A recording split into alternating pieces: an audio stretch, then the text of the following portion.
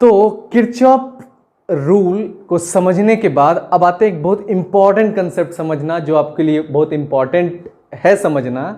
वो ये है कि जो सर्किट में व्हीटस्टोन ब्रिज क्या होता है। अब ये व्हीटस्टोन ब्रिज बिल्कुल नया सा कंसेप्ट आ गया आपके पास, है ना। तो इसके लिए बस व्हीटस्टोन ब्रिज को समझने के लिए पहले आपको मैं एक सिनेरियो प्रेजेंट कर रहा हूं, जिसमें एक सर्किट गिवन है।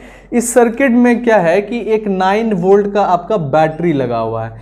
इस 9 वोल्ट का बैटरी जो है, इससे करंट फ्लो हो रहा है, और ये करंट जो है ये फ्लो हो रहा है एक इधर की ओर और एक आपका इधर की ओर, है ना। तो एक करंट आपका उधर गया और एक करंट आपका इधर गया, है ना। तो अब इस सिनेरियो में आपको यह पूछा जा रहा है कि इसमें आपका टोटल 1 2 3 4 और 5 रेजिस्टेंस लगा हुआ। वो रेजिस्टेंस बल्ब भी हो सकता है, कुछ पंखा हो सकता है, कुछ भी हो सकता है, लेकिन इसका अरेंजमेंट इस तरह से लगा हुआ है ना। तो आपको बताना है कि क्या आप ये जो X रेजिस्टेंस है उसका वैल्यू निकाल सकते हो। कैसे निकालोगे? क्या इसमें आप ओम्स लॉ लगाओ के सीरीज कॉम्बिनेशन से निकाल पाओगे? क्या इसमें पैरेलल कॉम्बिनेशन लगा के निकाल पाओगे, है ना। तो अब यही सोचने वाला बात है कि जो ये कंसेप्ट है कि अब ये जो रेजिस्टेंस ये आपको पता है ही नहीं, ये आपको पता है ही नहीं, तो आप कैसे निकालोगे? अब इसको बताओ। ओम्स लॉ का तो सिंपल यूज कर नहीं सकते क्योंकि ये सर्किट सिंपल नहीं है। रजिस्टर इन सीरीज का यूज करोगे, लेकिन ये दोनों रेजिस्टेंस सीरीज में है, लेकिन यहां पे जो ये रेजिस्टेंस जुड़ जा रहा है, इसके कारण जो है ये रेजिस्टेंस सीरीज ये पैरेलल में हो जा रहा है ना। उस तरह से ये दोनों तो सीरीज में है, लेकिन इसके कारण क्या है, पैरेलल कॉम्बिनेशन हो जा रहा है। तो ये series combination parallel combination solve नहीं हो पाएगा। अब दूसरा आता है कि किरचॉफ लॉ लगा दो, जो सेकेंड लूप रूल और जंक्शन रूल को मिला के अगर लगाओगे तो वो कॉम्प्लेक्सिटी बढ़ जाएगा आपका, है ना। तो कॉम्प्लेक्सिटी बढ़ जाएगा तो क्या हो जाएगा, आपको लूप लेना पड़ेगा। उस लूप में I1 I2 I3 this that जो भी है, निकालते निकालते परेशान हो जाओगे। फिर क्या है, लास्ट में कैलकुलेशन करके थक जाओगे। अब इस एकदम सिंपल, मतलब अब इसको क्या है कि आप तुरंत निकाल सकते हो। तो बाद में जब वो कॉम्प्लेक्सिटी बढ़ता गया सर्किट का, तो नए नए चीज आते गए, जैसे व्हीटस्टोन ब्रिज आया, फिर मीटर ब्रिज आया, फिर पोटेंशियोमीटर आया। इसी कंसेप्ट को हम लोग सीखेंगे कि ये होता क्या है। तो देखो, अब किसी भी तरीके से अगर इस 9 वोल्ट का जो बैटरी निकला हुआ, इससे करंट फ्लो हो रहा है ना। अब किसी भी तरीके से जो ये आपका इस रेजिस्टेंस के थ्रू अगर करंट हम जीरो कर दें, अगर करंट जीरो कर दें इस रेजिस्टेंस के थ्रू, किसी भी तरीके से कोई डिवाइस का यूज करके, कोई कंसेप्ट का यूज करके, इस बैटरी को कंट्रोल करके, कुछ भी ऐसा काम करके, जो ये रेजिस्टेंस है 6 ओम के थ्रू, 6 ओम रेजिस्टेंस के थ्रू, जिसके थ्रू करंट जीरो हो जाएगा, तो आपका ये और ये रेजिस्टेंस का जो रेशियो होगा, मतलब 5 ओम बाय 10 ओम का जो रेशियो होगा, वो इक्वल होगा इसके और इसके रेशियो के, मतलब 4 ओम और ये x के रेशियो के। अब इसमें से आप x आराम से निकाल पाओगे। तो x निकालने के लिए आपको क्या करना होगा, 10 इंटू 4 हो जाएगा। 10 इंटू 4 को इस साइड लिख दो और 5 को नीचे ले आओ, और 5 2 जा 10, 4 2 जा 8, तो x कितना निकल गया आपका, 8 ओम निकल गया। तो इसलिए x का वैल्यू देखा, बिना कुछ किए हुए आपने कितना निकाल लिया, 8 ओम निकाल लिया। कोई दिक्कत? अब ये कितना आसान हो गया है ना, इतना आसान हो गया कि आपको अब सर्किट नहीं सॉल्व करना पड़ रहा है, आपको कुछ नहीं करना पड़ रहा है। बस एक कंसेप्ट, एक फेनोमिनन है जिसके थ्रू क्या है, ये जो बीच वाला सर्किट है इसमें करंट जीरो कर देना है। ठीक है, जैसे करंट जीरो हो जाएगा तो इसका और इसका रेशियो जो है वो इसके और इसके रेशियो के इक्वल हो जाएगा, और आपका ये रेजिस्टेंस जो है निकल जाएगा 8 ओम। आई बात समझ में? है ना आसान। अब ये 8 ओम रेजिस्टेंस निकल गया और इसके थ्रू तो करंट क्या है आपका 0 है, तो इसके होने का तो कोई मतलब बनता ही नहीं है। मतलब करंट जैसे 0 हो गया तो इसके होने का मतलब खत्म हो गया। ठीक है, अब इसके होने का चूंकि मतलब ही नहीं है इस सर्किट का, तो इसको हटा देते हैं। तो हटा दिए, चलो हटा दिए, है कि नहीं। अब ये रेजिस्टेंस आ गया सीरीज में, आ गया कि नहीं, सीरीज में आया ना, सीरीज में। तो कितना हो गया 5 ओम प्लस 10 ओम, ये क्या हो गया 15 ओम। तो ये हो गया आपका क्या, ये दोनों रेजिस्टेंस कंबाइन होकर ये कितना हो गया 15 ओम हो गया। फिर ये भी तो रेजिस्टेंस सीरीज में है, तो ये 4 ओम और 8 ओम ये भी क्या हो जाएगा सीरीज में हो गया। अब ये कनेक्टेड है किससे, एक बैटरी से। ठीक है, किससे कनेक्टेड है, एक बैटरी से। अब देखो ये दोनों क्या है, पैरेलल है। तो पैरेलल है तो पैरेलल के लिए कंसेप्ट क्या होता है 1/r, कैसे 1/r is equal to 1/15 plus 1/8, 1/15 और 1/8 निकलेगा। अब दोनों का जो है आप एलसीएम निकाल लो, कितना होता है,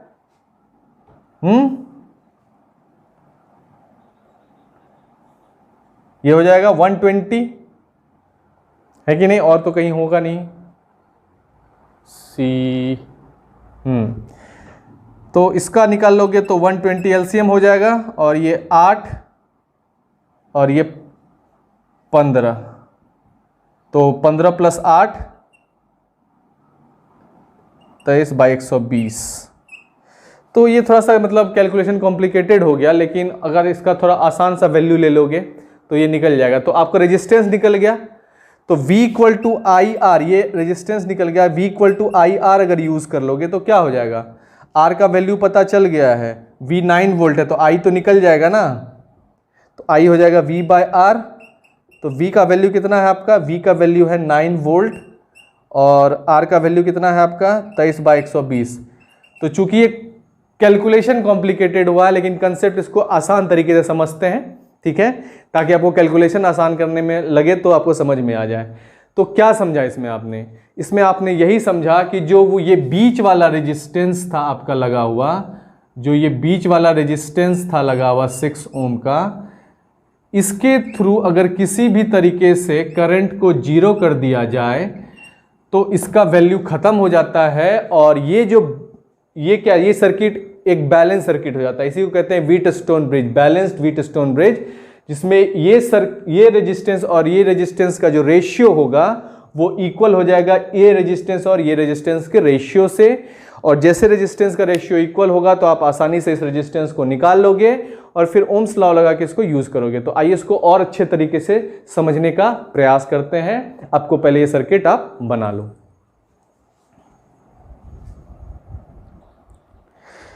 अब इस सर्किट में मैंने क्या किया, थोड़ा सा चेंज किया, मतलब 5 ओम और 10 ओम इधर था तो इधर 1 ओम और 2 ओम ले लिया, क्योंकि ये दोनों रेशियो क्या है 5/10 क्या होता है 1/2 होगा, तो इसलिए इधर 1/2 ले लिया हमने। ठीक है, तो अभी जो ये कंडीशन है ये बैलेंस्ड ब्रिज का कंडीशन है। बैलेंस्ड ब्रिज का कंडीशन कहने का मतलब ये हो गया,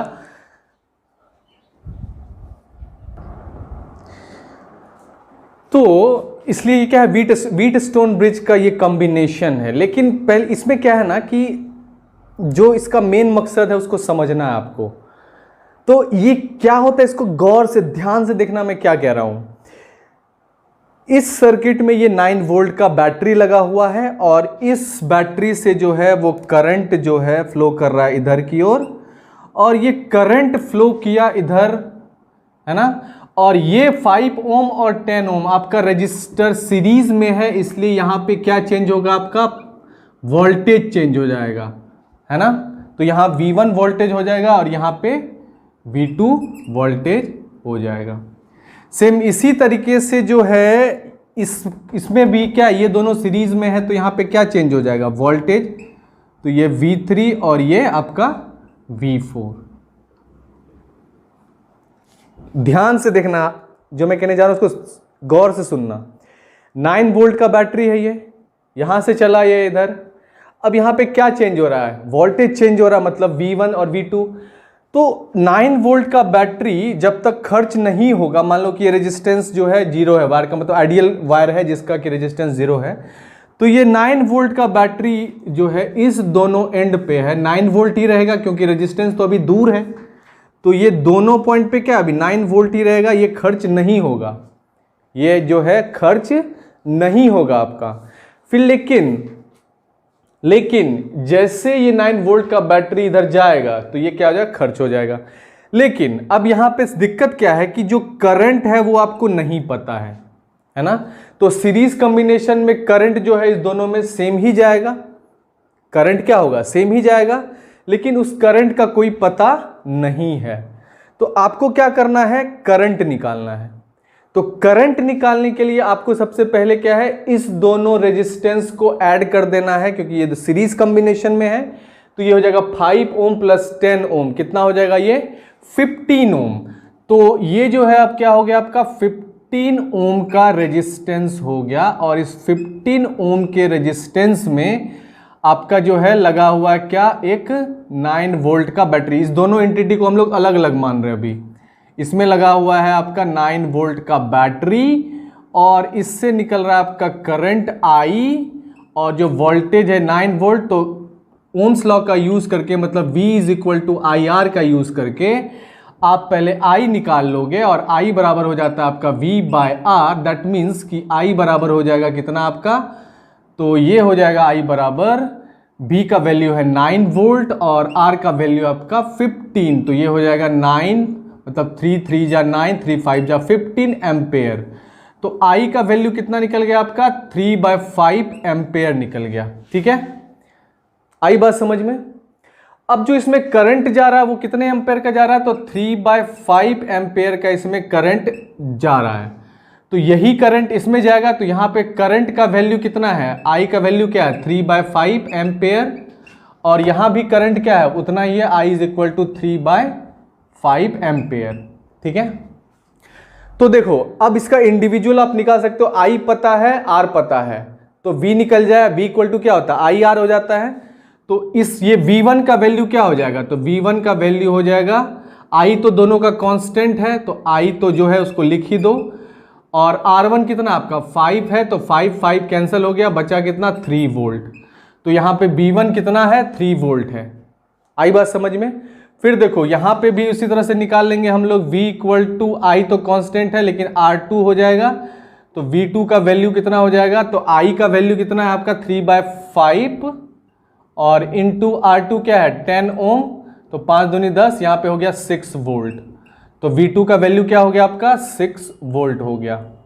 ठीक है, तो देखो 9 वोल्ट का बैटरी था, यहाँ पे इस एंड पे क्या था 9 वोल्ट था, फिर यहाँ पे क्या हो गया 3 वोल्ट खर्च हो गया, तो 3 वोल्ट जब यहाँ पे खर्च हो गया तो यहाँ पे कितना बचा 9 - 3 6 वोल्ट। आई बात समझ में, तो इस एंड पे क्या है 6 वोल्ट है, यहां तक क्लियर है हम लोग। आई बात समझ में।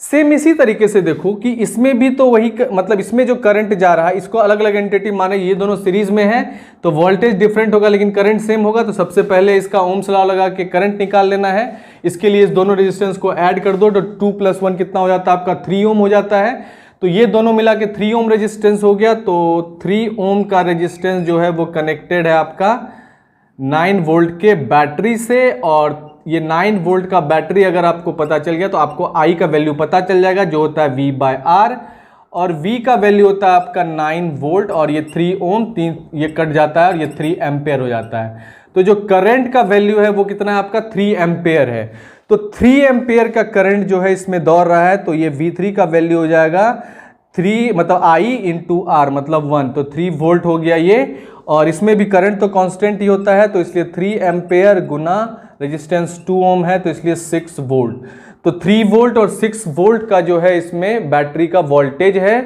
तो इसलिए जो है देखो 3 वोल्ट यहाँ भी था 3 वोल्ट यहाँ भी था, मतलब 9 वोल्ट में 3 वोल्ट खर्च होने के बाद यहाँ 6 वोल्ट बचा है, तो 9 वोल्ट में 3 वोल्ट खर्च होने के बाद यहाँ भी क्या बचेगा 6 वोल्ट बचेगा। ठीक है, अब देखो ये दोनों जो है सेम पोटेंशियल पे, मतलब 6 वोल्ट है 6 वोल्ट है। अब याद करो इलेक्ट्रिक पोटेंशियल में करंट हमेशा हाई से लो के बीच फ्लो होता है। जैसे कि अगर एक पाइप लोगे, पाइप का दोनों एंड अगर सेम हाइट पे रखोगे तो क्या उससे पानी फ्लो होगा? नहीं होगा ना। तो पानी फ्लो करने के लिए क्या करना होगा? एक पाइप को हाई और एक पाइप को लो एंड पे रखना पड़ेगा। तो एक पाइप को उठाना होगा, एक पाइप को नीचे रखना होगा, तब जाके वाटर उसमें फ्लो करेगा। सेम उसी तरह से करंट के साथ होता है कि अगर एक हाई पोटेंशियल पर जब तक नहीं होगा और एक लो पोटेंशियल पर नहीं होगा तब तक करंट फ्लो तो नहीं करेगा। लेकिन यहां पे देखो ये 6 वोल्ट है, 6 वोल्ट है, मतलब सेम पोटेंशियल है, इसलिए जो इसके थ्रू करंट है आई वो क्या हो जाएगा? जीरो हो जाएगा। क्या हो जाएगा? जीरो हो जाएगा। और इसी करंट का जो डिफ्लेक्शन है वो नापने वाला एक होता है आपका क्या? डिवाइस, जिसको हम लोग कहते हैं गैल्वेनोमीटर। अगर गैल्वेनोमीटर का जो कांटा है वो जो फ्लक्चुएट, जैसे कि आप स्टेबलाइजर यूज करते थे पहले, उसमें किस तरह से होता था? इंडिकेटर। सेम उसी से गैल्वेनोमीटर में इंडिकेटर जब जीरो शो करता है तो इसका मतलब इसके थ्रू जो करंट है आई इक्वल टू जीरो हो जाएगा। अब इसके थ्रू करंट है ही नहीं तो इस वाले रेजिस्टेंस का कोई वैल्यू बचता ही नहीं है। ठीक है। अब चूंकि इसके थ्रू जो है आपका रेजिस्टेंस का वैल्यू कुछ बचता ही नहीं है, इसलिए जो आपका ये और ये जो होता है तभी जाके ये क्या होता है? एक बैलेंस्ड ब्रिज हो जाता है।